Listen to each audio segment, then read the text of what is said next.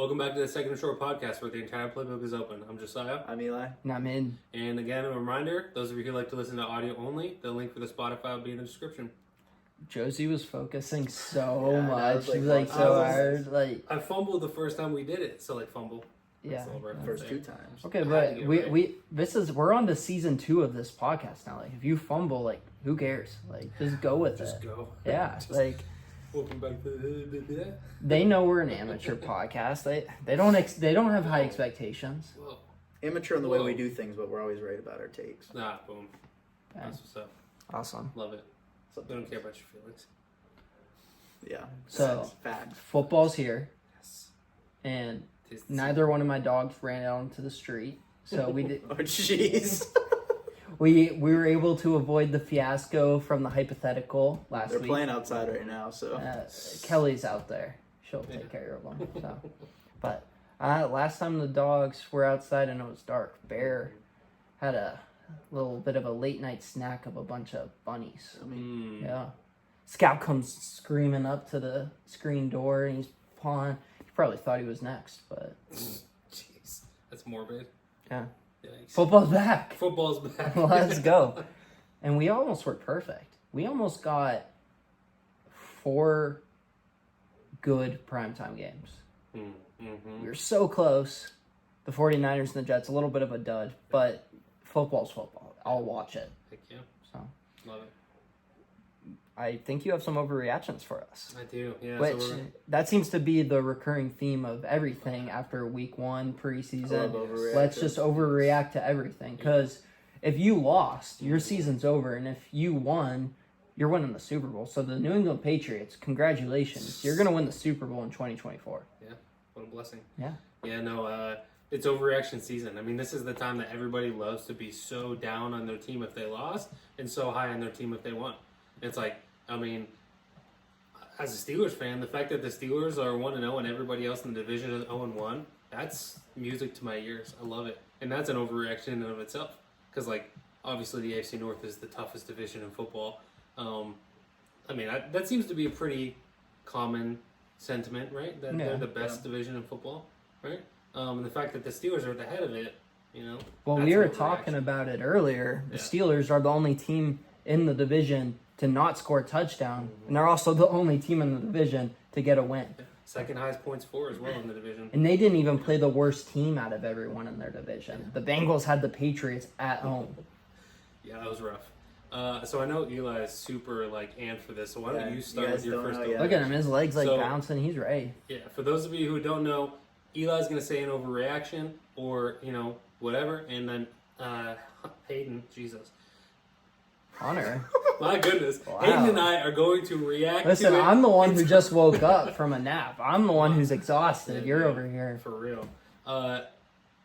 Hayden and I are going to react to that and tell him whether it's an overreaction or whether we agree with it. So, Alright. This one, I'm very excited for this one. The Niners should trade CMC. That's my overreaction from week 1. because of how good Jordan Mason did. Because they don't need CMC. What they can get out of him is more important than what they can get out of CMC. See, I think it's an overreaction because, yes, you can do it without CMC, but CMC is much more versatile and he does more than what they would expect from Jordan Mason. 1,000%, but I think Yeah. what they can get out of CMC is more valuable than CMC. What do you think they can get out of CMC? From From who as well? I guess who I'd have to think. I think that they could get a couple second rounders. But what do they do that helps them win the Super Bowl this year? Because that's what their focus is, right? Is to win this year. Yeah, I don't. I mean, we argue a lot, or I guess we kind of more agree on running backs on this podcast and how not overvalued they are, but how unimportant the position is compared to what people think in years past. And I think that Niners game was the perfect showing of that. So I myself, I think it's kind of an overreaction too. But at the same time, I think that there's value there. Yeah. And maybe it's not on the Niners. Yeah. I mean, I think the thing that sets CMC, I'm not trying to talk too much so Hayden can actually share his thoughts on this, but the thing about CMC too is that yes, he really has one major injury in his career, but outside of that, the dude plays 95% of the snaps. He's an Iron Man if there ever was one at the running back position. He never takes snaps off. I think that's part of the reason that, like, everybody's so out on Elijah Mitchell from a fantasy perspective, and like nobody would have signed Jordan Mason unless he was actually starting that game. Like, he plays 95% of the snaps. He never comes off the field. He's super well conditioned, and really he's pretty durable for the most part, outside of that one major injury that he had. But he's a running back and he's aging at the same time. Yeah, that's true too. So if I like I think a lot of people saw Jordan Mason go off and thought, oh, maybe last second the Jets changed their game plan. Like they saw CMC was out like last hour, I guess, instead of last minute. But so there's a nice stat on Next Gen Stats. I've been geeking out on Next Gen Stats the last couple hours. It's percentage of runs where the defense had 8+ defenders in the box, 50% for Jordan Mason. So and which was the highest in the league. So it's not like they were like, all right, we're gonna stop Brock Purdy and Kittle and Ayuk in the passing game. It was their game plan didn't seem to change too much, and Jordan Mason still ran all over them. That is interesting. Can I tell you guys a story? Yeah. Okay. So, this is one of the most interesting things. So, Kyle Shanahan, obviously, his offense comes from his father's offense, Mike Shanahan, in the 90s with the Denver Broncos, where Gary Kubiak was the offensive coordinator. So, as you know, they take over towards the end of John Elway's career. They need to finally get over the hump and win a Super Bowl with John Elway, who is and was one of the best quarterbacks of all time. The key to getting there was this offensive scheme. They had undrafted rookie Terrell Davis come in and just shatter the league. Once again, undrafted rookie in this offensive scheme. So, but he becomes an MVP level back, a Hall of Famer. So we'll give him the benefit of the doubt. We'll say that, all right, he was just that good. It wasn't the offense of the scheme. So let's fast forward to 1999. Orlandis Gary for the Denver Broncos had a 1,000-yard season in the Mike Shanahan offense. Have either of you heard of Orlandis Gary? Yeah. Yeah, okay. I have his jersey hanging in my room. Next to JT. It's signed. It's a sign. Yeah, they said JT Sanders. The next year, Mike Anderson, almost 1,500 yards. I do know that. After that, Clinton Portis, and then Clinton Portis again. Yeah. The Broncos ship Clinton Portis, and after he becomes one of the best backs in the league, to Washington, where he would go on to have a Hall of Very good career in Washington. And what Washington team am I referring to, Josie? The Redskins. Okay, just What were they called? The offensive line, something Hogs. What was they had a name for it, for that really good offensive wasn't that? line. I thought that was in the 80s with Riggins. You might be right. Okay. Yeah. So fast forward then another year, Reuben Drowns. Have you guys heard of Reuben Drowns? Yeah. Okay. Sounds like a sad story from like a local news. Reuben Drowns. Yo. The next year, which is the last year in this part of the story, we go back to Mike Anderson, who is now 3 years removed from his 1,000-yard season. He then becomes the 1,000-yard rusher on the Broncos again. All of those seasons were under Mike Shanahan. As OC? No, Mike as head coach. Mike. Yeah, sorry. I was thinking, yeah. But no, perfect. Let's fast forward to his son, Kyle. Kyle Shanahan had a leading back of over 5 yards per carry in each of his first 2 seasons as the Broncos head coach, Matt Breida, Raheem Mostert. And then we get really fancy. We go to Jeff Wilson, who only had 600 yards but averaged, you guess it, 5 yards a carry. Then Elijah Mitchell, and then we finally get to the Christian McCaffrey era.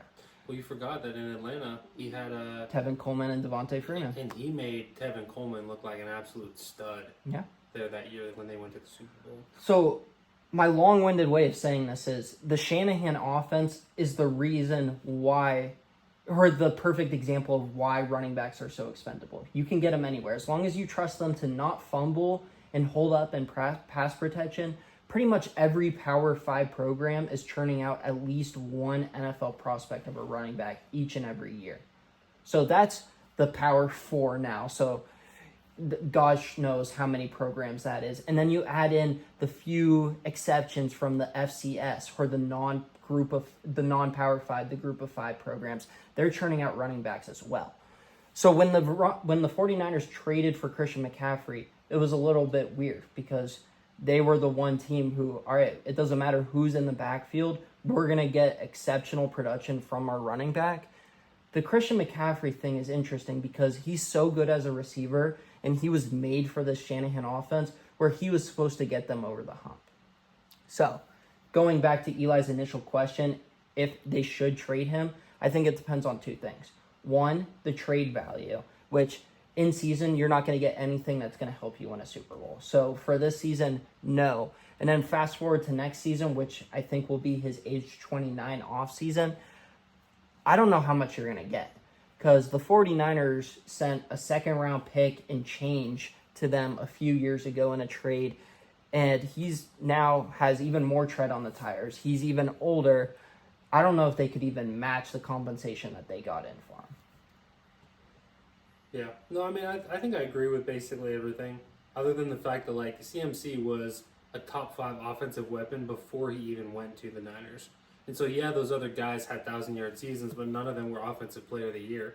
CMC didn't even have his most rushing touchdowns last year. He had 15 rushing touchdowns for Carolina in 2019. So you take a system that favors a running back, regardless of who it is, and you put as versatile and as dominant a weapon as CMC there, you're going to have two positives don't equal a negative. But you're also getting like diminishing returns, whereas like CMC's fun and all, but getting an insane running back for an insane running back system, you're only going to get so much extra returns, whereas the cost of him is much higher than Mason. I mean, unless your system is based around a dominant running back, what would the Titans have been without Derrick Henry? I think it's apples to oranges because of the guy calling the plays. I think Kyle Shanahan, last night, as good as it was for Jordan Mason, that didn't say very much about Jordan Mason. Oh, no. That right. said It's more about ridiculous Kyle how much Shanahan and his operation over there. Yeah, and I agree, but at the same time, so you're saying that Christian McCaffrey wasn't Offensive Player of the Year last year, Kyle Shanahan was. I disagree with that. No, but going off of what Eli said, there's only so much return on investment that you can get from having the best offensive play caller in the league and the best running back in the league. Meanwhile, there are other needs on that team. They could use another cornerback. They could use another edge rusher. Yeah. Their offensive line, like you just said, a product of the Shanahan offense. So next year, the needs are going to be even harder to fill. You might have to move on from a Deebo Samuel since you signed Ayuk, since you signed a Trent Williams. Brock Purdy's new contract, we can argue about how big it is. It's going to be big, a lot bigger than the $980K he's making this year. So you're going to have even more needs next year. You're going to have even less cash to fill those needs. Is Christian McCaffrey that valuable to your team?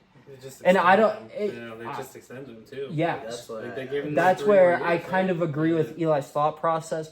With that said, if I was John Lynch, no, I would still keep McCaffrey. But also, that might just be me looking at the name rather than the actual stats behind it. No, I agree with you. They're not going to get a ton out of him either. It's almost.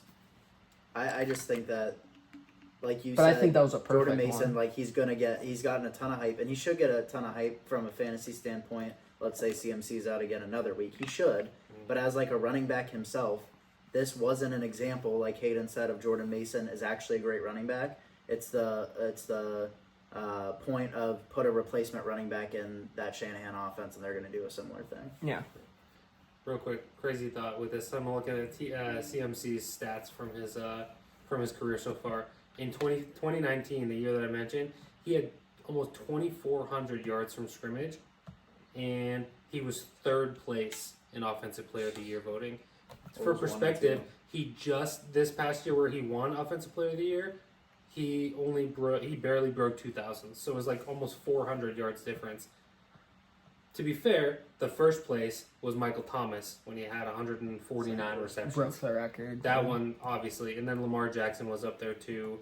That was the year that Lamar won MVP, his first one. And then Lamar was 2nd place for Offensive Player, which both of those make sense, but at the same time, it's wild to think that 2,400 yards from scrimmage gets you 3rd place in Offensive Player of the Year. Yeah. Wild. Lamar's stats this past MVP season compared to his MVP season the first time, ridiculous. Because pretty much everybody would say he was a better quarterback last year than the first time he won MVP. But statistically, it's not even close. Last year was a pretty mediocre year statistically. Yeah. But the year he won it the first time, amazing. Yeah. I got no reaction. All right, let's hear it. When his contract is done, whatever that means, we couldn't go to the show without talking about Daniel Jones. So, when his contract is done, whatever that means, gets cut, maxes out, whatever it is, it's not that he won't be a starter in the league. Daniel Jones will not.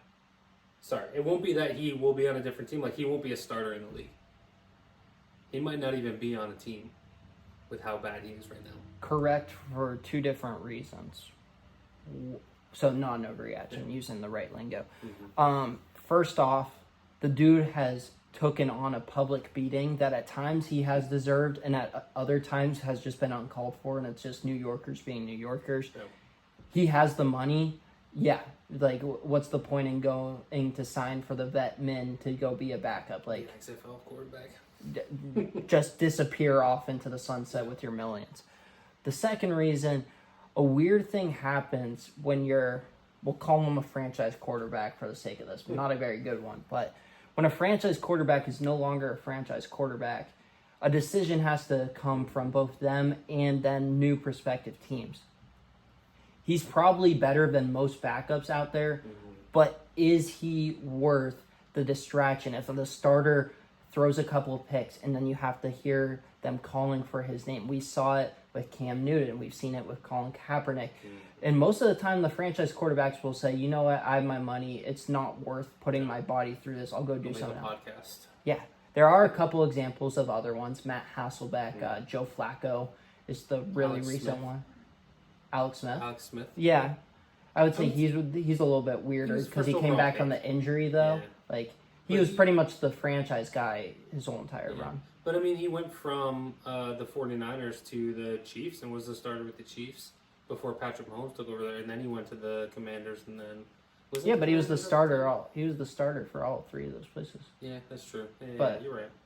So for him, I don't think it would be worth it. So no, I don't think that's an overreaction. I'd say not an overreaction, but I would be one of those teams. If I was a GM, I would definitely take him in as a backup, 1,000%. Assuming Like he's a interested. vet man. Yeah, But- because like I just think like I don't know. As much as I hate first round quarterbacks, I would totally be in the business of bringing in washed up first round Resurgence. quarterbacks. Yeah, Tyrod because Taylor. there has to be at least a little bit there. They probably won in college. Like again, I would another conversation first round quarterback. I don't even think Daniel Jones won that. I much guess in they college. won. I think like, Duke was Duke, like, okay that 8-4 year. maybe. They were good for Duke. Yeah. Like, Um, yeah. Well, it's like Mitch Trubisky and played like 13 games in college or something. Yeah. Like that. But yeah, I would definitely bring him in. But yeah, starting wise, yeah, I agree that that's not an overreaction. I can see him not starting next year. Didn't do anyone go. I kind of want to hear another one of yours. All right. Dave Canales is already on the hot seat. Non-overreaction. This was actually the only one that I came up with. Yeah. David Tepper has such a hot temper. So the one way first off, like, kudos to the Saints. I didn't expect that. I actually thought the Panthers had a 47? chance. Yeah, 47. With that said, once again, we're talking about what did it say more about? It said more about the Panthers and the Saints. The Saints should whoop on a team that bad. Pretty much every team in the NFL should whoop on the Panthers right now. I love Bryce Young.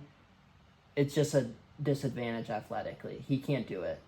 He can't. And I don't love the acquisitions this offseason by Carolina, whether it's Deontay. One acquisition was good. JT Sanders. Okay. The drafting of Jonathan Brooks, the overpaying of both of those guards, Damian Lewis and Robert Hunt. But you can't deny it. The Panthers did their best to give this guy a shot. Yep. And it didn't work out. So now I don't think David Tepper is going to have any problem saying goodbye to Dave Canales for During the your season? initial thought. No. After the season. No, I could see it during the year. Wow. Yeah. But the next question, and I would say kind of the next problem, does David Tepper get too prideful and try and run it back with Bryce Young for a third time, third coach, and third year? Yeah. I think that's where it gets interesting because He's the one who overruled Josh McCown, Frank Reich, Thomas Brown in the drafting of Bryce Young over C.J. Stroud. Yeah. So does he stay prideful in that pick and say, you know what? No, I was right. Somebody can get the most out of this kid. Or does he say, you know what? I was wrong about it. I'm still one of the richest owners in the NFL. I don't care. I was wrong. What are you going to do? Yeah. I wish I could say it's an overreaction because I think it's absolutely ridiculous if it happens. And it's not Canales' fault. Right, Yeah, that's it's what not- I'm it's like. Tepper. That'd be ridiculous. It's an But because overreaction. it's a Tepper thing and he's such a clown, like, Yeah. it's probably not an overreaction. But I wish it was such an overreaction. Yeah. It's an overreaction to say it about, like, basically any other team in the league. But because it's the Carolina Panthers, is it because it's Dave Tepper? I don't think it's Poor overreaction. Bryce Young. It's Like, what a crap Again, show. like what are you thinking? He goes down as one of the biggest busts in NFL history. And why are you? When you look at what Chicago got for that trade, adding on to the fact that Bryce Young just has had zero success, that goes down as one of the worst Well, they're drafts. playing week 5, by the way.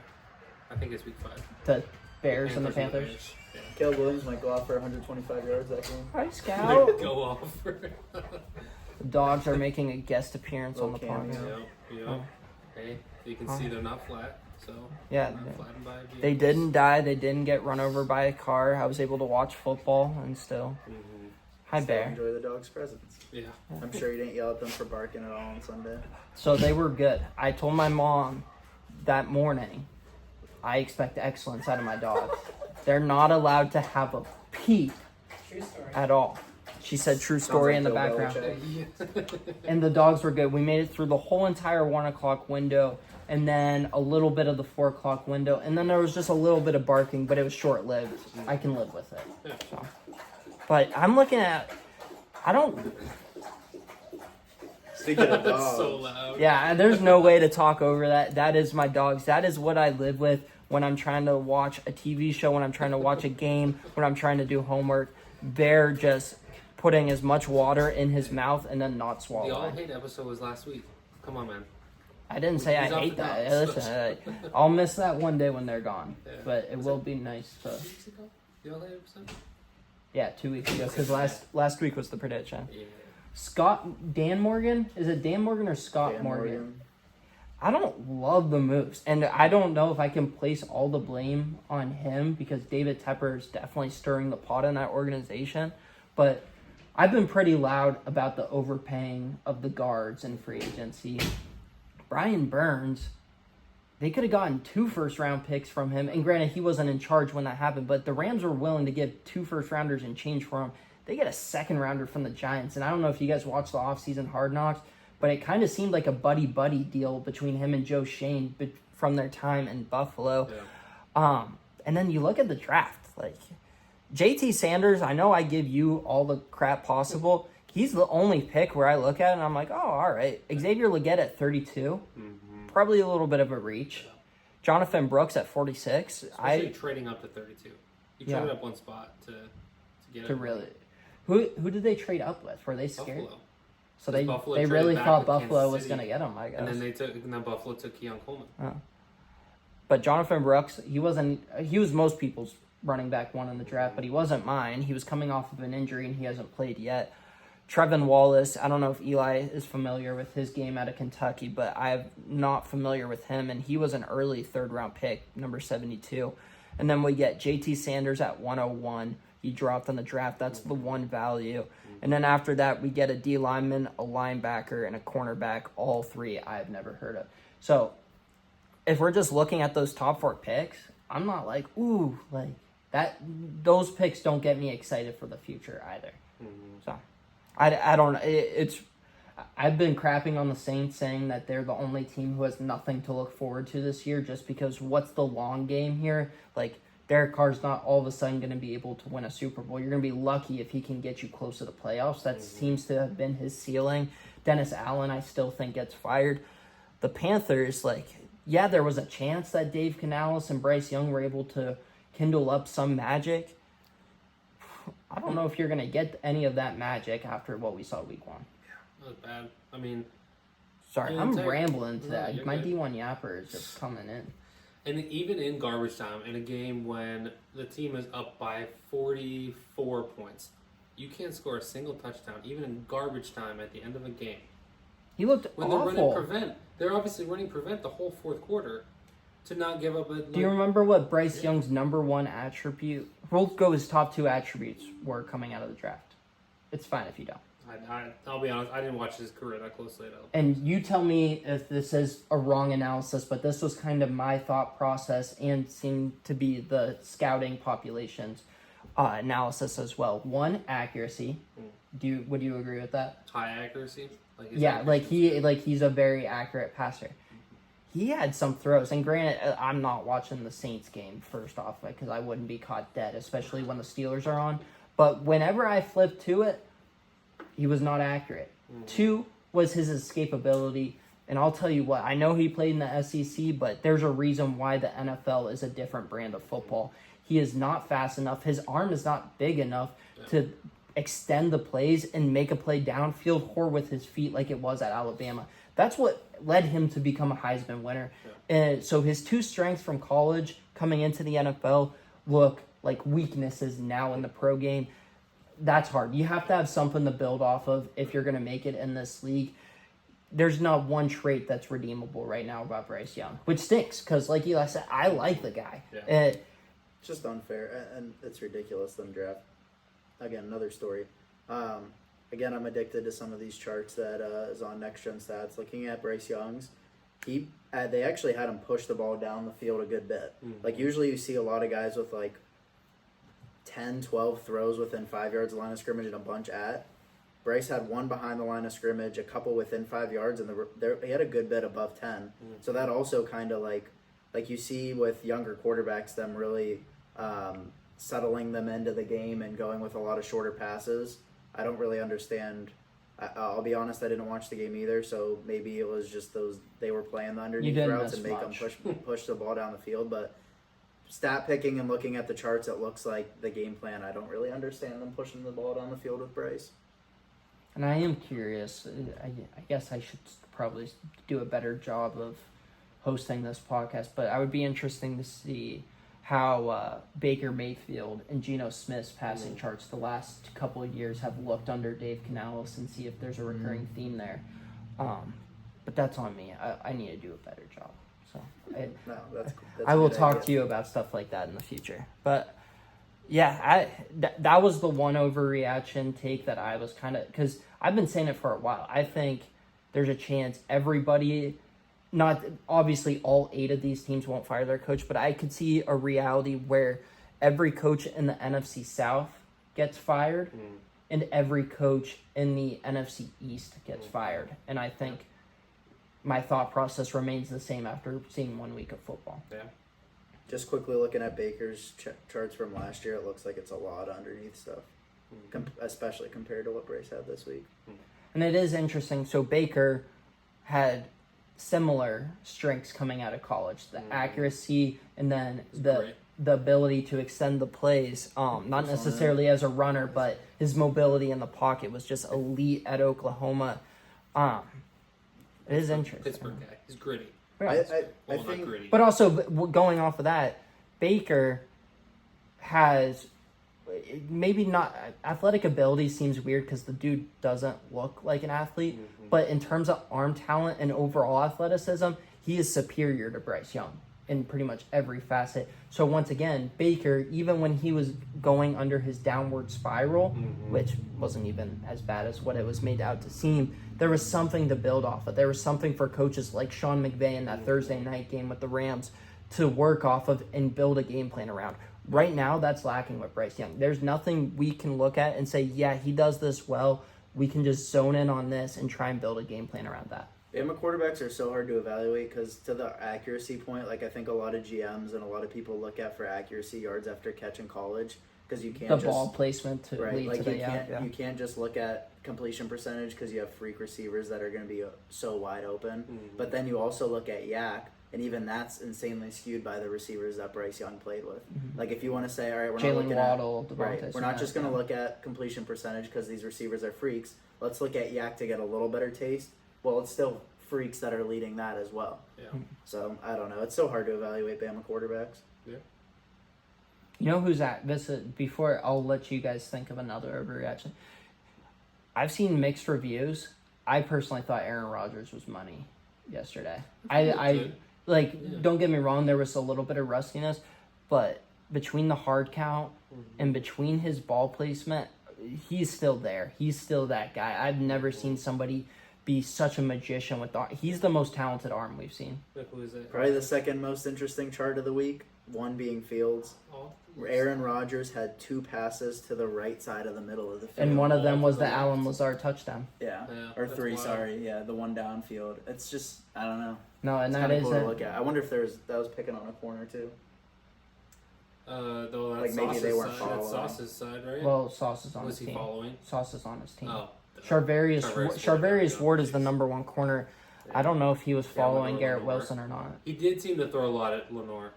He Yeah. did, so that's Which, yeah. once again, going back to our first conversation, like, they're as good as the 49ers are and still are from last season, there are still some needs on that team. Yeah. So, I do have one more. It's actually not even the one that I had written down in there because looking at that one, I don't think that's an overreaction. So I'm not even say it real quickly. Say it. The Bucks shut up any doubters and will win the South handily. And win the NFC Not South. an I don't think that's an overreaction. overreaction. Like, I'm not ready to count out the Falcons quite yet, but until Kirk Cousins gets healthy or they put in Michael Penix, like, that's and great. handily, I mean, they win by 3 or more games. Yeah, then I would just say overreaction. I think it will at least come. I don't think it's. They I don't still think played the Bucks Washington. Win, like, They I don't- played Washington. Yeah, So- I don't think the I know, Bucks will but- win like 12 or 13 games to be able to get that 3-game Oh, push yeah. in. I think there's Oh. a team that goes 9-8 or 10-7 in the I see. and probably 9-8. And I don't David think will the Bucks go appreciate better than 12 and that 4. reaction, though. Yeah. Because he was texting, he was all over it. Oh, yeah. Between Tom Brady in the Yeah, booth and hot. Baker Mayfield going off, David Baker looks good. had some tissues by his couch, probably. Him and Melto. Jeez. All right, so the one that I did think of after watching the Indianapolis Colts, one specific play, it is not Josh Allen, it is not Patrick Mahomes. Anthony Richardson has the strongest arm in the NFL. Did you see the throw? I know you're not a Richardson guy. That was- No. I never doubted his arm Oh yeah, strength. but just his overall quarterback. Yeah, no, he won't be able to do that in week 4 when he's on the bench with a cast Oh, on. But No, like, that throw was nuts. that was the most. I don't think it's an overreaction. I do think that there's an importance. And to be fair, I think that he is among the top of the list for both of them. But arm strength versus arm power / arm talent. Mm-hmm. Because at times it's honestly more valuable how hard you can throw a football Velocity, versus for sure. Yeah. how far you can throw it. Mhm. Like, if Yeah. you're throwing the ball like 80 yards, like, there's a reason, like, you look at those old Pro Bowl videos and there's like all these lines up and everything. Yeah. There's a reason why that looks so unnatural because you would never see it. No, and It's falling backwards. and I don't even know why. I kind of just like distinguishing the two, but I don't think it's an overreaction at all. Like, that was one of the most impressive Yeah. throws I've ever seen. Because realistically, he threw it from his 31. I know people are saying he was at the 31 on it where he pulled the arm back, and then he landed on the 2-yard line on the other side of the field. So it was a 68-yard pass falling backwards. And on point. Granted, Yeah. he just kind of threw it up, and Alec Pierce was fast enough to go get it. So I don't want to give him too much praise on the accuracy. But, I mean, Double coverage. There were 2 defenders there too. Like He could lead the most exciting offense in recent years in of the NFL, but he will never come close to winning a Super Bowl. Like, he could be an he's an insanely exciting quarterback. Even if let's say he stays healthy throughout his career, he could lead just a fun slinging offense. But I don't think that's sustainable for a team to win. But it could be fun. Yeah. him I don't and see the Jane Daniels Colts- are still taking too much hits, too. Yeah. I don't see the Colts as. I mean, at this point, they're. I wouldn't mean, even even say years they're in on the a future. Yeah, like they're not even on a Super Bowl trajectory right now. And I don't mean that they're a bad team, but they're not a team that I view as a team that can make a deep playoff run. And I don't even know that they're on that trajectory right now. Is that an overreaction? I would say maybe. I think they're so weird because when we were doing the fun little exercise of trying to predict all 32 teams' records, we had them really low, like probably too low. Ooh, I forgot. Okay. I want to check So- how we did week 1. With that said, like, they almost made the playoffs with Gardner Minshew. and Shane Steichen in his first year as head coach. So Shane Steichen did a pretty darn good job in his first year on the job. Probably going to be getting better. Anthony Richardson is better than Gardner Minshew. He still has a lot of work to do, but he is better. There's a way more upside. So it's hard. Like, if Shane Steichen ends up being one of the better offensive minds and Anthony Richardson stays healthy, they could be. Do I see it happening? No. Partially because the Texans are the Texans, and I just really like the Jaguars this year. But, Yeah. Quirks, you had something? I'm looking at our how we did week Our one. season We predictor. did all right. We didn't have to. No, it was just not like our full like combined. The one where we predicted the Eagles undefeated. Oh, okay. We did all right. We did have the Panthers beating the Saints. That was probably me. But I probably, it was I probably multiple pushed. people. Sorry, I had one in mind. I'll go. Gerard Mayo runs away with Coach of the Year. Overreaction. Overreaction. Yeah. What do you think he need? What if he wins 6 games? I think that is worthy of a Coach of the Year case. I don't think he gets it, though. And I guess I would agree with you in the fact the Patriots aren't going to be as bad as what we thought. Because Gerard Mayo is a good enough head coach. I mean, that's a big win. His first it's huge. ever, and he beats like a Super Bowl contender. A guy who loses week 1 every And single they're year. I they're think supposed if- to be the worst team in the league. Like Yeah. that's a big win. I think the Patriots getting anywhere from 4 to 6 wins is a huge win for them this season. And I think that can happen. With that said, he's not going to win Coach of the Year, even with that. Yeah, I mean, I think that there's always clamor around the coaches that are, there's going to be a lot of clamor around DeMeco Ryans again this year. There's going to be a lot of clamor around Dan Campbell, like the guys that are like at the top. The upper Mike Tomlin echelon. talk has already started. Yeah, Look so, at what he can win with Yeah. trash at quarterback Yeah. still. So I think that it's too early to predict it, but I don't know. I don't see them being in a good enough position by the end of the year to be like, oh yeah, they snuck into the conversation for Coach of the Year for whatever it might be. Like, I don't know. And maybe I'll be eating those words at the end of the season, so who knows? But No, I just and don't something see it. like this happens every year where there's always that one team whose roster and personnel is just the worst we've ever seen, and everyone's like, ooh, they The might be. Cardinals last year. That's exactly where I was going. Where, ooh, they might go 0-17, and then they're competitive week 1, and they stay competitive. Even if they don't end up winning games, the Cardinals still earned, the 4th overall pick? Yeah.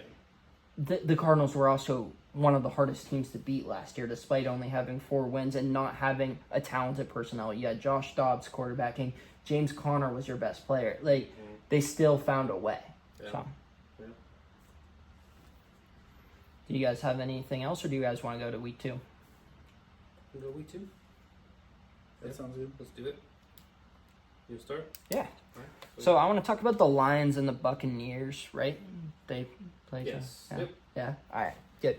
So we are a Bucks podcast. The Bucks are one of our minor teams that we are obviously a Steelers and Browns AFC North podcast, but then we branch out to other teams that we sort of become a fan of, and the Buccaneers are one of those. I think Baker Mayfield is as good as what we saw this past week. With that said, there's a lot more pressure going against Detroit than there is going against the Washington Commanders. On Detroit, if Detroit plays the way they did against LA, they're going to lose. And not that Detroit played bad, but the Rams just aren't deep enough of a roster. They're so top heavy where if you lose a couple guys, they're just down for the count. They were all exhausted. Matthew Stafford gave 110% that game. Cooper Kupp gave 110% that game. They're on their 3rd string lineman. Sean McVay called a heck of a game. That defense was gassed that last drive with David Montgomery.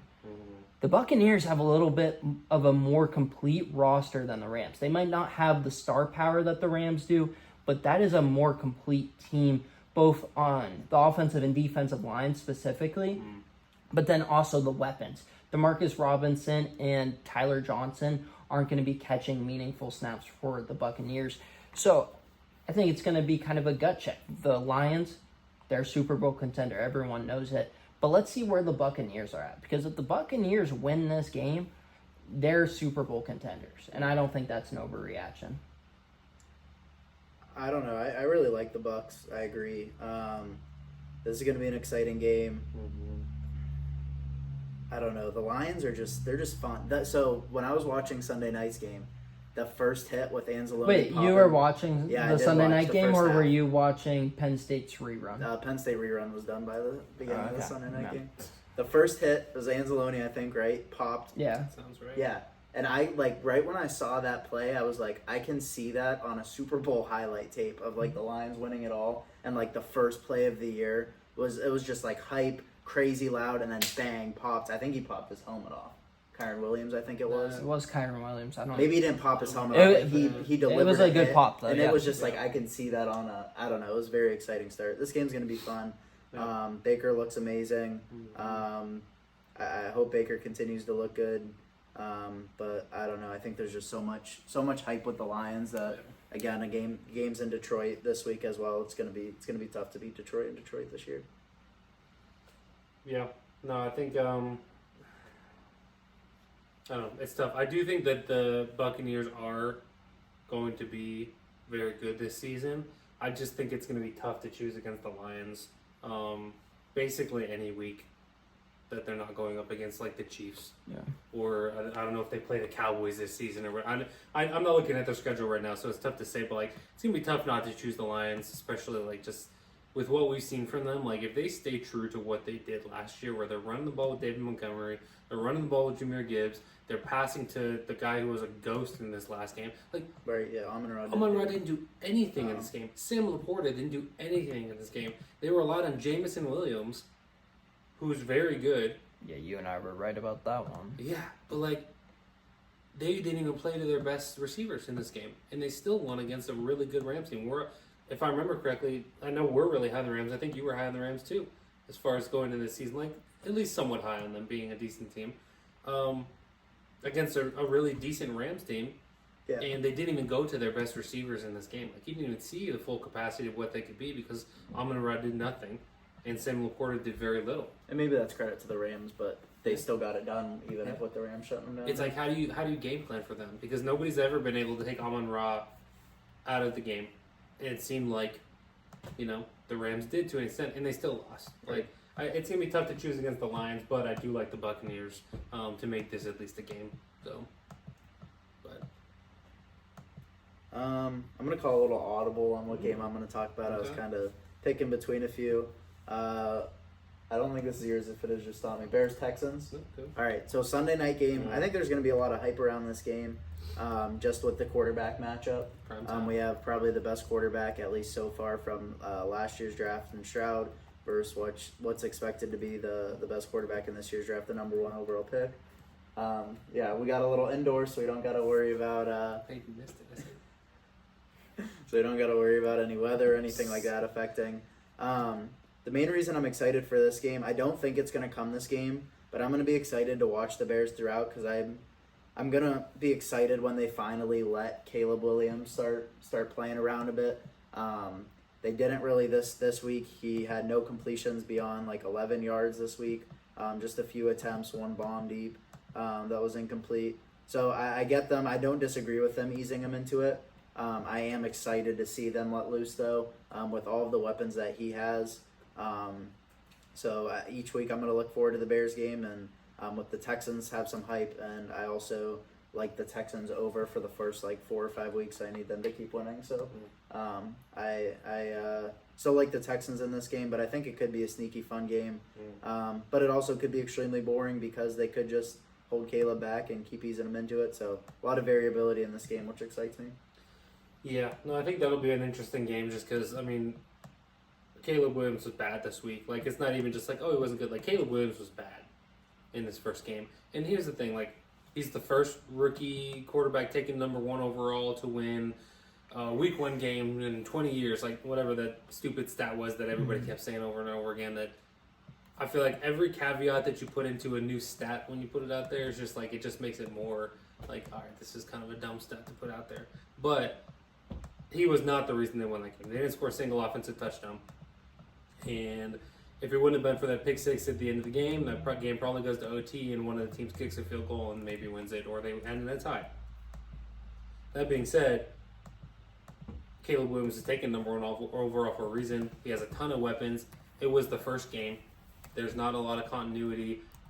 A lot of people think week 1 is a continuation of the preseason where you're still trying to get some kind of grip and get some kind of, motion moving forward. So I'm not going to overreact to how bad Caleb Williams was because he still has a lot going for him there, I believe. I'm really curious to see if as they start letting Caleb loose a little bit more and more, if he struggled because of how tight and controlled they had it. Yeah. A lot of people in college are talking about how good USC's offense looks with Miller Moss at quarterback and how it looks better with Caleb because they didn't really have to, now they don't have to tailor to Caleb. They can just run the offense, run Lincoln's offense. But to that point, I do think that part of Caleb's game is you're going to have to let him play and you're going to have to live with some of the stupid decisions that he makes. So part of me is, again, another reason why I'm excited for this game and just the Bears in the future is I want to see the Bears just let him go at some point, start letting him chuck the ball around because maybe it's baptism by fire. Maybe he'll look better as you let him go rather than trying to make it a controlled development. Yeah, for sure. And I think keeping with the not overreacting thing, I think that the Texans' first half was the same thing. I don't think there's any reason to overreact to the Texans not having a good first half of football, then coming out and lighting up at the second half. The same thing applies to them, where it's an extension of the preseason. Same the thing Texans with the are going to be Bills. just fine. They came back and they won. Yeah. That's what matters. The Texans are 1-0 right now, and so that's what matters. I think that there's no reason to overreact to their first half of football. They're still going to be a good team. I think that the Texans win this game by double digits, but at the same time, I think we see more of Caleb. Number 1 because it's prime time, and number 2 because they're going to be behind in this I think game. that's going to help him, though, if they are more aggressive with the play calling. They were trying to almost hide him, and I think that kind of added to the nerves. Yeah, no, for sure. And I think that, the Titans are an okay matchup for the Bears defense, but, the Texans are just a juggernaut. You have one really, really good corner in Jalen Johnson, but, who's he going to cover? Is he going to cover Nico Collins? Okay, then who's going to cover Stephon Diggs? Who's going to cover Tank Dell? It's Jaquan Brisker's good. He's not a corner, though. He's going to be on Dalton Schultz. Yeah, he's just he can just bruise guys, too. He's not going to be able to keep up with some of those guys. It's not. I don't like this matchup at all for the Bears, regardless of how well Caleb plays. So I think that this is a heavy Texans win, but at the same time, it's a chance to see Caleb. Mm-hmm. So. What game you want? I'm gonna go a little off the beaten path here. I'm not gonna go with the Steelers just because I'm a Yinzer, so I'm not gonna go with the Steelers, even though I do like the matchup. Again, we're a Steelers podcast, so we'll say I think it's a very similar game to the last one. I think it's gonna be low scoring defense. Don't let Justin Fields Crappy quarterback play. Don't let Justin Fields lose the game. Yeah. Don't let him lose the game, and that's what it's gonna boil down to. That being said, I'm gonna go with the Browns Jags. I think it's a really interesting game. Because I think that the Browns are not as bad as they played, and I think that the Jaguars should have won their game, even though they didn't. Much closer game against a decent team. I think that Tua's, I'm not going to get too much into it, but Tua's passing yards in that game are kind of a fallacy based on the catch and run after catch. Tyreek Hill had an 80-yard touchdown. Those are going to inflate it a little bit. But at the same time, he's one of 2 quarterbacks to pass for more than 200 yards in week 1. There were only 2 quarterbacks that passed for more than 200. Defense was the storyline in week 1. That being said, I think that the Browns' defense was particularly bad in week 1. I don't think they're going to be as bad in week 2. I like how well Brian Thomas played, but he's going to be going up against much better corners in this game. I would say that at least 2 of the corners that he's going to be going up against this week are better than the corners that he went up against in week 1. Between Emerson and Denzel Ward are better than Jalen Ramsey? Oh, yeah. Jalen Ramsey's good, but was he lined up against Jalen Ramsey the whole time? Listen, I'm not defending your take at all there. You were about to say Martin Emerson's better than Jalen Ramsey. No. I actually, for a second, blanked on who the Dolphins' corners were, but they're not better than Jalen Ramsey. But, Kendall Fuller? Martin Emerson's better than Kendall Fuller. That's a whole different conversation. But I don't think that Deshaun Watson's going to be any better than he was in week 1. I don't think he could be worse, though. Yeah, I think the Browns screwed up that situation. Again, I think we've talked about this. But with that aside, and even if Deshaun's not great, the Cowboys pass rush, it was just like Oh, they're it was pushing the line. ridiculous, They're right? pushing it. So I think Deshaun does play better. I don't know if he plays well enough to lead them to a win against a solid team. But I do think he plays better. Jags have a good pass rush, obviously, but I do think he plays better just because he's not going to have Parsons in his face every other snap. Yeah, and I think that the same thing can be said for how good the defensive line of the Cowboys was in Week 1. I think that the Browns' defensive line is going to play this well against a line that doesn't really have anybody who can even stop Zadarius Smith, let alone stop Myles Garrett. I think that Myles Garrett's going to have a good game. I don't know about statistically what that looks like, but like I think he's going to have a big impact on the game. His pass rush win rate's going to be really good. I'll tell you that much. But yeah, I think the Browns win this game. I don't think it's going to be like a major 30-30, 30 points for this team, 30 points for that team, but I could see this being 28-24 kind of game with the Browns winning it.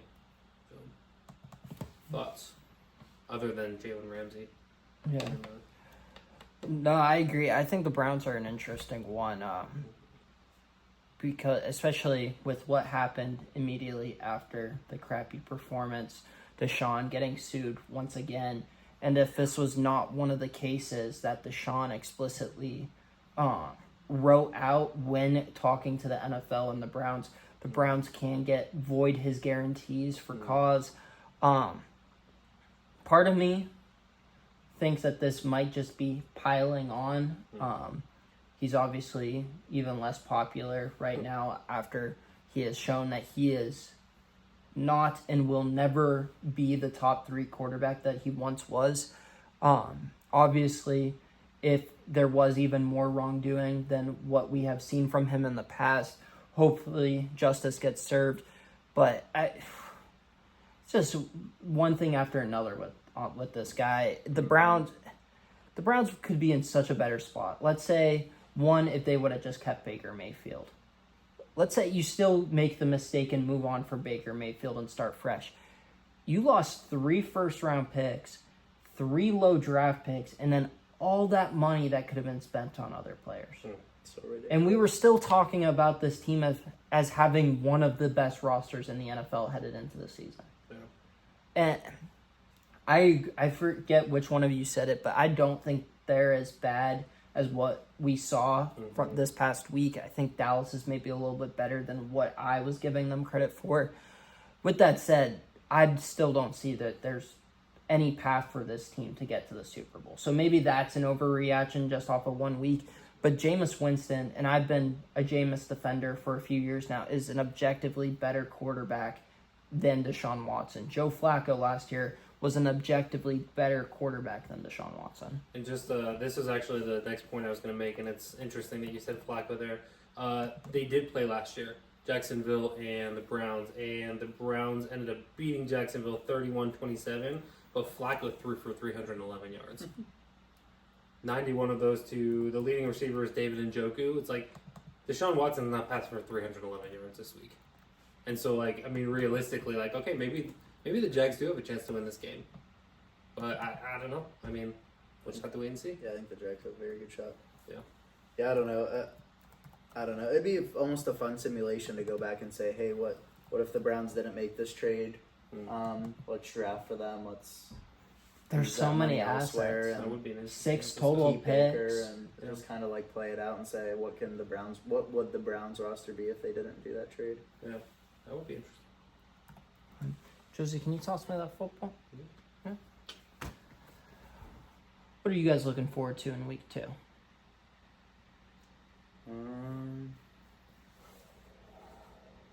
I'll say continuing to watch some of the young quarterbacks. Yeah. I'm very critical of these young quarterbacks. I hate high drafted quarterbacks, but I'm still excited to see how they perform, like Caleb, AR, Stroud.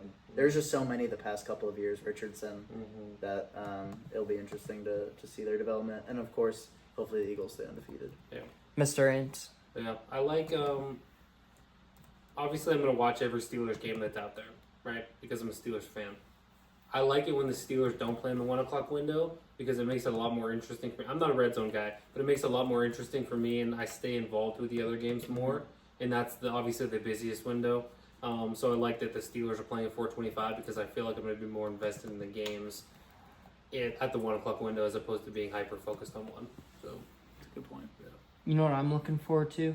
Steelers dub.